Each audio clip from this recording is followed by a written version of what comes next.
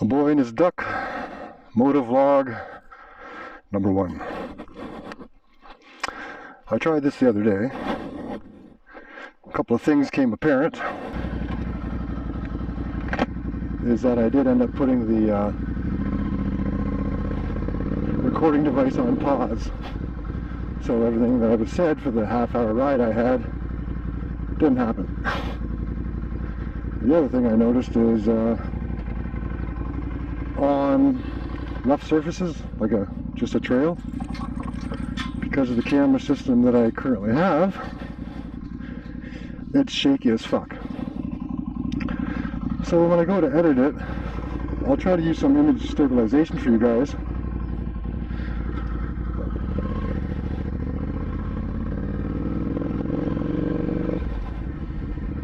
But I can't promise anything.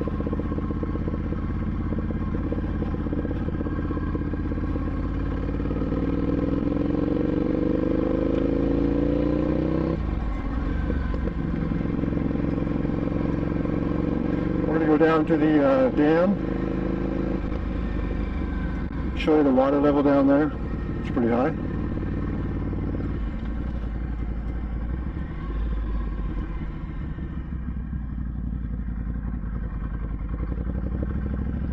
Got some wild horses up to the right. Fairly large herd. I'm just going to go along real slow here so I don't freak them out. They're going to get freaked out enough as it is. The marsh is quite high, as you can see. Sorry guys.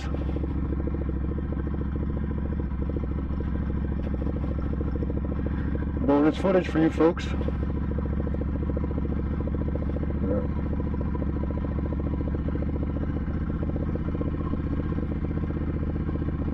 Again, I don't like to be freaking nature out and shit, but hey.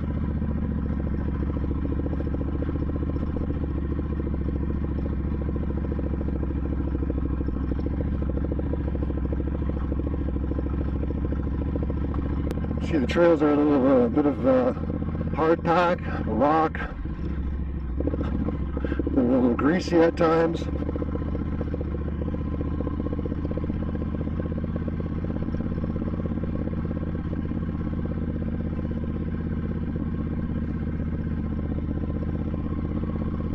Yeah, this is one of my favorite places.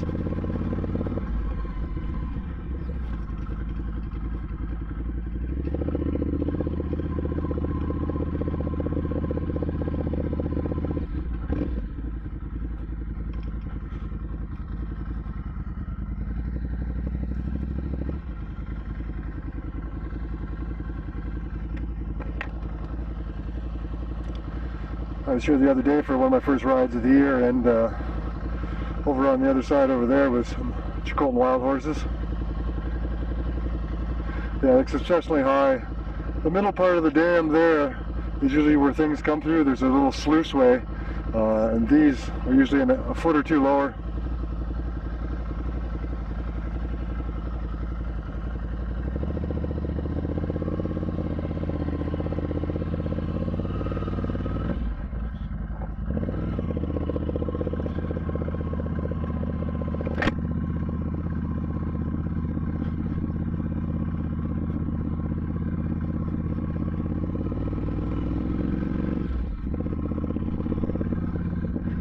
Quite a few stud piles of shit around, eh?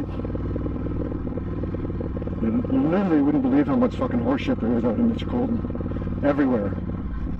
Like literally everywhere.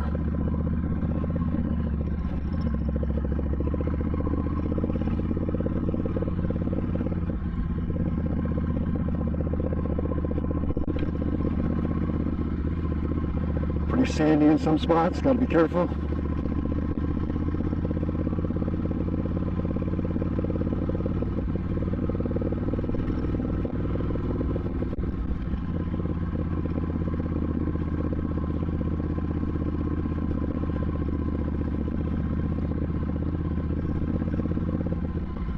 And even though the Duc and I like to go on the trails and get a scramble on, I've got to be ever so mindful that he is not really a dual sport. And as you can see from my environment, I kind of need a dual sport.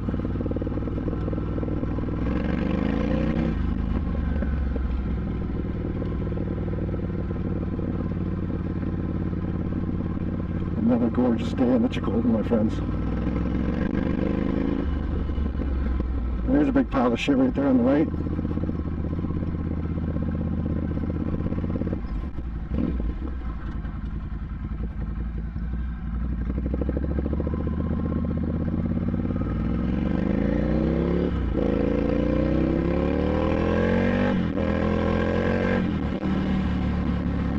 As you can see from the gravel on the asphalt, yeah, they haven't come and cleaned the highways yet.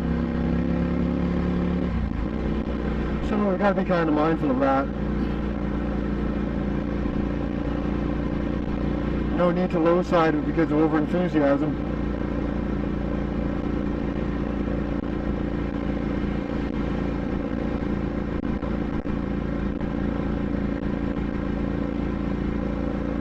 It'll be interesting to look back on this footage, or actually listen back on this footage and see what the wind noise is like.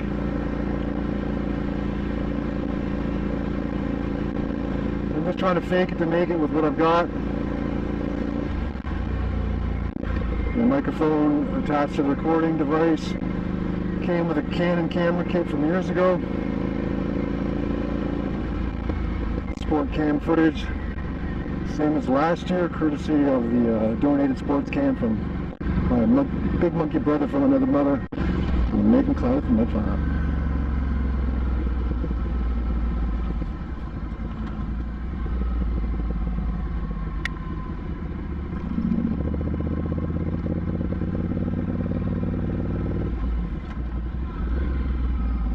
Let's go find some apexes. Not too many, but I know there's a couple that are kind of fun.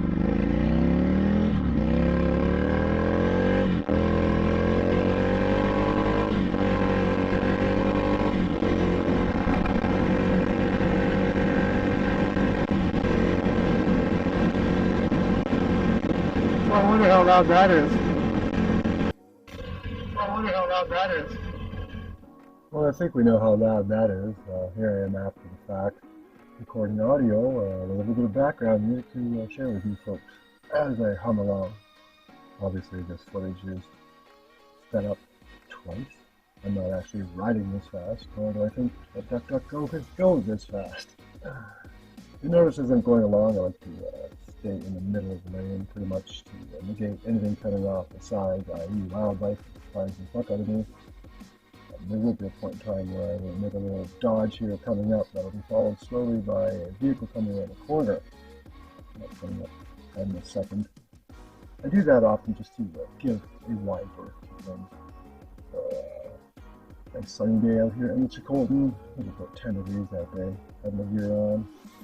So here comes that vehicle, get on the outside of the lane. But you did see before that I sort of ducked in a little bit.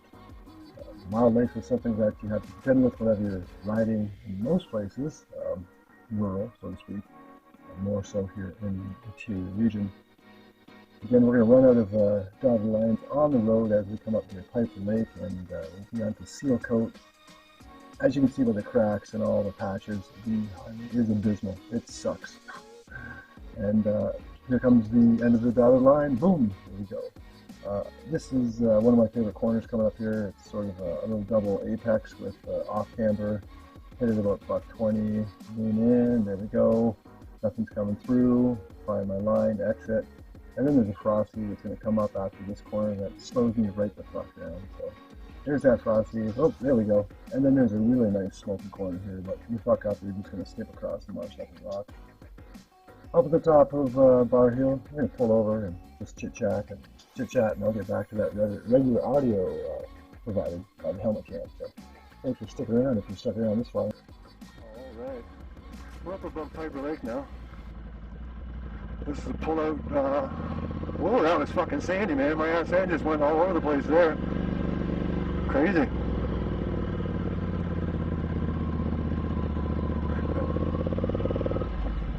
Again, you know you're not on a dual sport bike when. Alright. Turn this bad boy around, yeah, you can see all the fucking loosey-goosey sand there. Over here we got, there's the marsh before Piper Lake, LeBlanc. As we were coming out of that last corner, you can see it through the trees there. But yeah, I give thanks for having this bike, like seriously. But if I, hindsight being what it is, if I would have known about the Tenere from Yamaha, I would have been saving my dollars and getting one of those, just because it is meant for where I live. This guy is really, really cool, like super cool. The fact that they made the Ducati Scrambler Flat Track Pro for one model year only, so there's a degree of exclusivity. The whole getting them last summer and coming across a 2016 bike, brand new, in the fucking crate, man. Like, it was a good deal. Obviously, if I would have paid cash, I wouldn't have incurred the financing, which really is a fucking bite in the ass. But it's good. I'm torn because I love riding this fucking bike. I really, really do. And I have one piece of Highway 20 here, and if I want to literally make a right or a left turn onto other asphalt or tarmac, I have to drive 2 hours in that direction until I get to Williams Lake, and then I can go left or right on Highway 97. So, bit of a drag. Again, in Canada, over the years, it's become a luxury to have something like this, simply because of the cost of insurance. Insurance is ridiculous. 53, I've had my license since I was 16. I have nothing on my license in this province. It's a clean license. I have basically the license of a commercial driver. As I've mentioned before, I've got a class 1. I've got a 1.5 with a 15. So that's basically, or no, I got a class 1 with a 6. 6 is motorcycle, and the 15 is the air endorsement. But so even though I've got a good driving history and a solid license, my monthly insurance on this for 6 months, because why would I insure it for any longer? Because I can't ride for more than 6 months, right? So my insurance for 6 months is $139 a month. So just to have them sit at home is $5 a day. It runs on premium. So the local gas station at Redstone on the Native Reserve, their premium is $1.64 a liter. That's awesome. So he's got a dedicated jerry can that gets filled up in town. Anyways, let's go rip a couple of corners and head home because my fuel light came on. All right.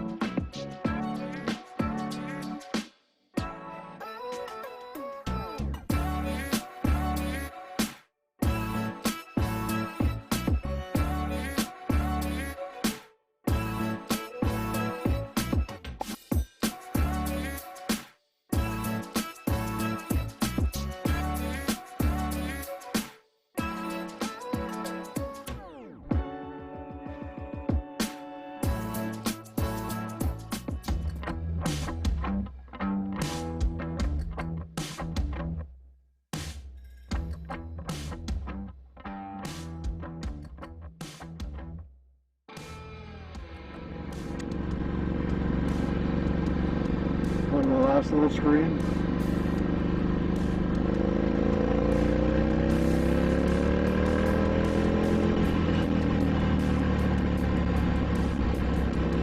He's just so much fun.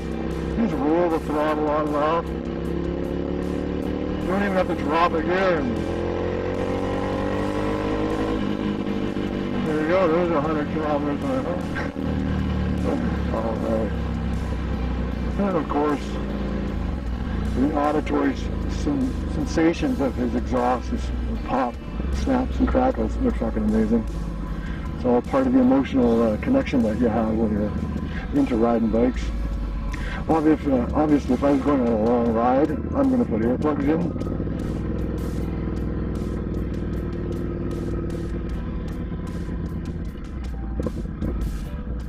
All right.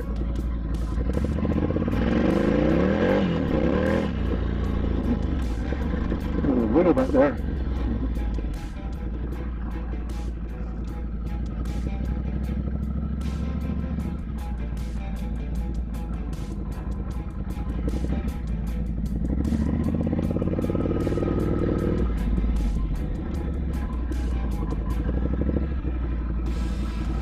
Like I said, thanks for coming along for the ride.